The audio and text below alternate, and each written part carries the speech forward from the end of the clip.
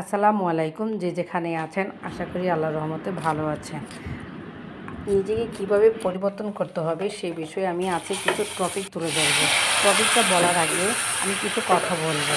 অনেকে আছে ভিডিও দেখেন না, না দেখে লাইক কমেন্ট করেন। ভিডিও না দেখলে আমার ভিডিওটা দেখা থেকে বিরত থাকবেন, শুধু লাইক কমেন্ট করে চলে যাবেন না, আমার পুরো ভিডিও দেখতে হবে। আর আমি যে কথা বলছি টপিকটা হলো, আমাদের এই দুনিয়া নয়, আমাদের তো পরকালে যেতে হবে। পরকালে যেতে হলে আমাদের ভালো কর্ম নিয়ে যেতে হবে, আমাদের নামাজ পড়তে হবে, নামাজ বেহেশতের চাবি। আমাদের 5 ওয়াক্ত নামাজ পড়তে হবে, কোরআন শরীফ পড়তে হবে, দোয়া করতে হবে, আল্লাহর কাছে বেশি বেশি মাফ চাইতে হবে, দুরূদ শরীফ পড়তে হবে, কার সাথে খারাপ ব্যবহার করা যাবে না, আত্মীয়তার সম্পর্ক ভালো রাখতে হবে, গুরু মুরব্বি দেখলে সালাম দিতে হবে। আমার এই বিষয়গুলো যদি কারো কাছে ভালো লাগে লাইক কমেন্ট দিয়ে আমার পাশে থাকবেন। আসসালামু আলাইকুম।